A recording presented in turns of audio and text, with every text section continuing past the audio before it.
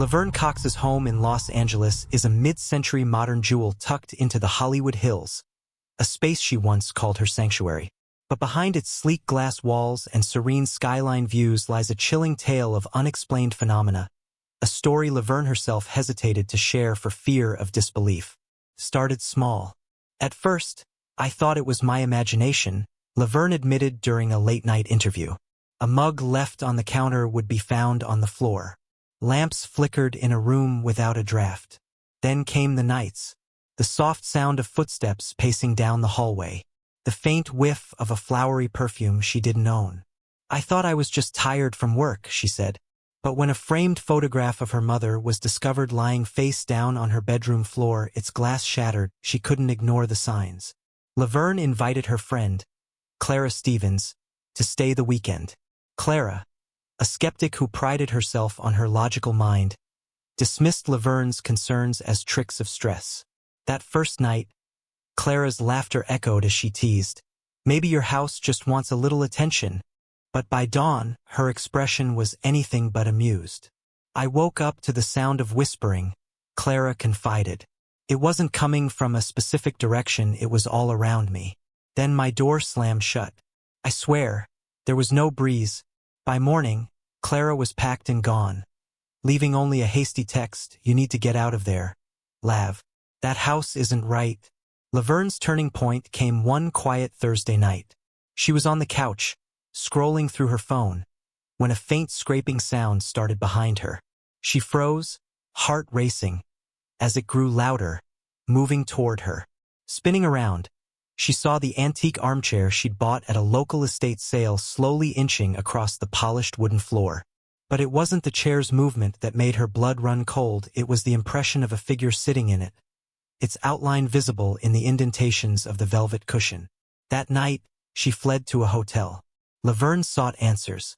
She hired a medium, Ellen Marlowe, who performed a cleansing ritual. During the session, Ellen's voice wavered. "This spirit is tied to an object.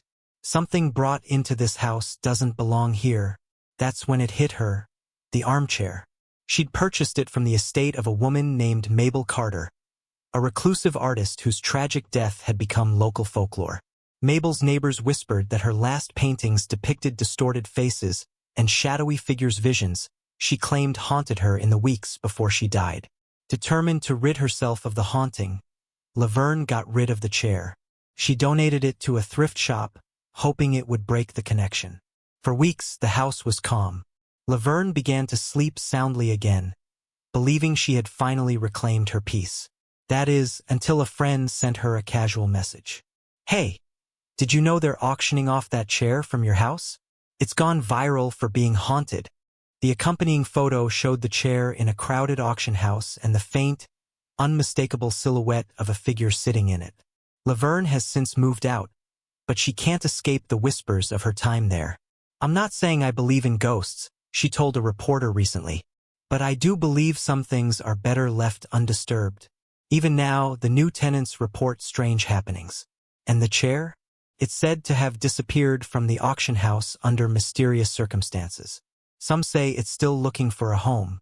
Months after moving out, Laverne had settled into a new home, a minimalist high-rise apartment in downtown Los Angeles. She avoided speaking publicly about the house or the infamous chair, but in private, the memories lingered. Despite her efforts to move on, the haunting found her again. It started with small reminders. A faint floral scent eerily similar to the perfume from the old house drifted into her living room one evening. Her phone glitched repeatedly, playing the same voicemail on loop. Static and faint breathing. Then came the knock. One quiet evening, as she prepared to sleep, there was a soft tap at her apartment door. She opened it to find no one there. Just as she turned to go back inside, a loud thud echoed down the hallway. Her pulse quickened. "Hello," she called out, her voice trembling. No response. But when she turned back toward her door, she froze. Resting on the threshold was an envelope, aged, yellowed, and bearing no return address. The words scrawled on the front sent a shiver down her spine. "You can't escape." Inside the envelope was a single Polaroid photo. It was the chair, the same antique chair from her old house. But it wasn't just the chair that made her stomach turn. Behind it, in the blurred background, stood a figure. It was indistinct, shrouded in shadows, but the shape of its face was unmistakably human. Laverne couldn't shake the feeling that it was watching her. That night, she barely slept. When dawn finally broke, she reached out to Clara for support. "I'm telling you, it's not over," Laverne said, her voice frantic over the phone. Clara hesitated before responding, her tone unusually somber. "Laverne, I didn't want to scare you, but I've been having dreams about the chair. Nightmares. It's in my house now, Lev. It's following me, too." Desperate for answers, the two women turned to Ellen Marlowe, the medium who had warned about the chair before. Ellen's face darkened when she heard their stories. "I've done more research on Mabel Carter," Ellen said. "Her death wasn't just tragic, it was violent. She'd become obsessed with seances, desperate to contact someone she'd lost. That chair was her focal point, a gateway. Whatever she invited in stayed." Ellen suggested they confront the source. "You have to find the chair," she said. "Destroy it. Otherwise, the spirit will keep following you. And it's growing stronger." Through frantic calls and internet searches, Laverne and Clara traced the chair's last known location to a private collector in Pasadena. But when they arrived at the estate, it was too late. The chair was gone. The collector's home had burned to the ground the week prior. The cause deemed unknown electrical issues. Among the wreckage, one thing remained intact. The chair. It sat untouched in the ashes, as if mocking their efforts to escape. As Laverne approached it, her breath hitched. The figure from the Polaroid was now visible in broad daylight, seated in the chair, its head slowly turning toward her. "Don't forget to subscribe and like if you liked this story." Laverne froze, her pulse roaring in her ears. Clara, standing just a few steps behind, whispered, "Do you see it too?" The figure in the chair didn't move further, but its presence was suffocating. The air around them seemed heavier, thicker, as if the weight of decades pressed down on their shoulders. For a moment, neither dared to approach. Then, Ellen spoke, her voice barely above a whisper. "This isn't just a spirit anymore. It's something older, something darker." Laverne's eyes flicked to the medium. "What do you mean, older? What is it?" Ellen didn't answer immediately. Instead, she knelt in the soot, her hand hovering above the burned ground. "Mabel didn't just summon a spirit," she said. "She opened a door and it never closed. This thing feeds on fear, on grief. It's been waiting for someone like her. Someone like you." Laverne took a step back, her stomach churning. "Why me? I didn't ask for this." Ellen's face was pale as she glanced back at Laverne. "You're its tether now. Wherever you go, it will follow unless we sever the connection." Ellen suggested a final, desperate measure. "We need to burn the chair. But not just anywhere. It has to be destroyed at the place where Mabel Carter opened the door. We need to find her seance room." Clara balked. "You want us to take it? To touch it? That thing isn't going to let us just walk away with its anchor." Ellen nodded grimly. "It'll fight us. It might even try to stop us from leaving here alive. But if we don't do this, it will keep spreading to anyone close to you, Laverne. The next person might not survive." The three women worked quickly, hauling the heavy chair into the back of Clara's SUV. As they drove, the car's atmosphere turned colder, their breath visible in the icy air. The radio turned on by itself, static interspersed with faint whispers. The windshield fogged over, and on it, a handprint appeared larger than any human hand. Clara clenched the steering wheel, her knuckles white. "Tell me this thing isn't trying to crash us." Ellen leaned forward, her voice shaking. "Just keep driving. Don't stop, no matter what." The seance room was located in Mabel Carter's long-abandoned house, a crumbling mansion on the outskirts of the city. The neighborhood children called it the House of Shadows, a place where no birds sang, and the streetlights never seemed to work. When they arrived, the front door swung open on its own, as if expecting them. The air inside was thick with mildew and rot, and the faint sound of something dripping echoed through the dark halls. Ellen led the way, holding a bundle of sage and a small vial of holy water. "The room is in the basement," she said. "We need to move quickly." As they descended the creaking stairs, the temperature plummeted. Their flashlights flickered, and shadows danced on the walls, twisting into unnatural shapes. At the bottom of the stairs, they found the seance room. It was untouched by time, as though Mabel had just left it. Candles, long melted down to stubs, circled a cracked table. On the walls, strange symbols were scrawled in what looked disturbingly like dried blood. They set the chair in the center of the room. Ellen began her ritual, chanting words in a language none of them understood. As the flames from the ritual candles grew higher, the room seemed to come alive. The walls vibrated, and the symbols began to glow faintly. A guttural growl filled the air, low and menacing. Clara gasped, pointing at the chair. The figure from the Polaroid was now standing behind it, its face partially visible. Its eyes were empty sockets, and its mouth stretched unnaturally wide, as though it were screaming silently. Ellen's chanting faltered as the entity took a step forward. "It doesn't want to go back," she hissed. "We're running out of time." Suddenly, the chair ignited on its own, the flames bright and violent. The figure let out an ear-piercing shriek, and the room trembled as if an earthquake had struck. Just when they thought it was over, the fire died abruptly, leaving the chair intact. The figure was gone, but on the wall behind them, new words had appeared, scratched deep into the plaster. "You can't destroy me." Laverne's heart raced as she stared at the wall. The words burned into the plaster like a grotesque reminder that they were nowhere near free. The air in the room was thick, suffocating. Something was holding them in place, as if the house itself refused to let them leave. The flames that had consumed the chair had left no trace, no sign of destruction. Only the oppressive weight of the unseen figure that had watched them from the shadows. Clara grabbed Laverne's arm, her fingers cold and trembling. "I don't think we can do this. I don't think it's going to let us leave." Ellen stepped back, her eyes wide with something close to fear. "We've just provoked it. This isn't just a spirit. It's a force, something ancient, something that was never meant to be disturbed." Laverne turned, trying to shake the feeling that the house itself was alive, that it was watching them with an invisible gaze. "We can't let it keep following us. It's already cost us too much. I need to end this." But as she spoke, the room seemed to shift. The floorboards groaned beneath their feet, and a deep, guttural sound rumbled from the very foundations of the house. The temperature dropped even further, and they could see their breath hanging in the air like smoke. Then the whispering started.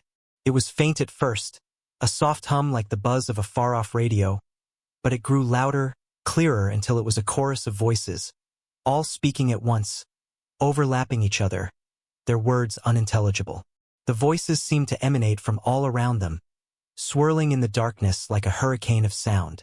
"I thought you could leave," a voice hissed from behind them, cold and mocking. Laverne spun around, but no one was there. Ellen grabbed Laverne's arm. "We need to get out of here now. It's too late for us.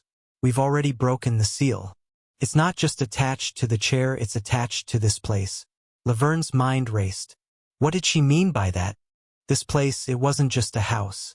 It was a site of something far darker than she had ever imagined. Mabel Carter had been the last in a long line of women who had lived in this mansion, each one driven to madness by the voices that haunted the house. Ellen pulled out a worn journal from her bag, its pages yellowed with age. "This is Mabel's journal," she said, flipping through the fragile pages. "It's not just about seances and ghosts. There's something else, something she was trying to uncover, something she had summoned. This house was built over something ancient, something the original owners tried to seal away. But Mabel broke that seal with her obsession." Laverne read aloud from one of the pages. "I've heard it in the walls. It speaks to me at night, urging me to finish the ritual. It is a creature from the void, one that feeds on souls. If I do not complete the summoning, it will claim me. I am the last in a line that has always heard it, and now it knows me by name." Ellen's voice was tight with fear. Mabel didn't finish the ritual. She never could. But she called it here. And now we've awakened it. As if on cue, the ground beneath them trembled. The air grew thick with a suffocating presence, and a sharp, Rancid odor filled the room, a smell of decay, of something long dead. The walls began to warp, bending and twisting as though the house itself was shifting, warping into something far more sinister. Laverne felt the weight of something pressing against her chest, as though invisible hands were tightening around her ribs. I can't breathe, she gasped, her vision blurring. Clara stumbled, collapsing to the floor. It's in me. Her voice was choked, distorted. Her eyes were wide with terror as she clawed at her throat. Ellen rushed to her side, muttering something under her breath. It's too late for her. It's already claimed her. She's a part of it now. Laverne watched in horror as Clara's body jerked unnaturally, her limbs moving in erratic, jerking motions. Clara! Laverne screamed, reaching for her friend. But Ellen stopped her. It's too dangerous.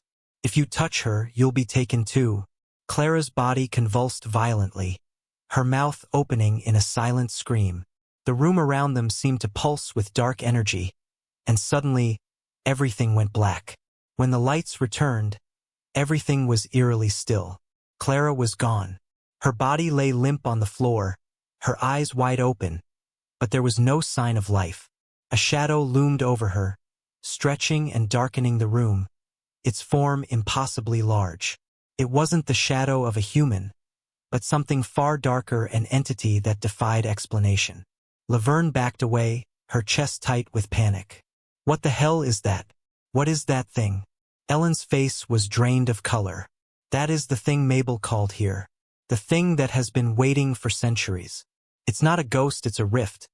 A doorway to a place where nothing human can survive. And now it's free. Laverne's eyes darted between Ellen and the shadow. What do we do? How do we stop it? Ellen hesitated. There's only one way to close the door. We have to burn it. The house, the ground, it has to be destroyed completely. But it won't be easy. It's not just the house that's alive now. It's the thing in the shadow. It will try to stop us. We have to make a choice. The room began to warp again, and Laverne realized she was running out of time. Then let's do it, she said, determination flooding her voice. We'll destroy it. All of it. But as they moved toward the exit, the shadow seemed to grow larger, darker, its shape shifting, closing in on them with an ominous intent. They couldn't escape. The house was alive, and the terror had only just begun. Laverne felt her skin crawl as the shadow grew, its oppressive presence closing in on them.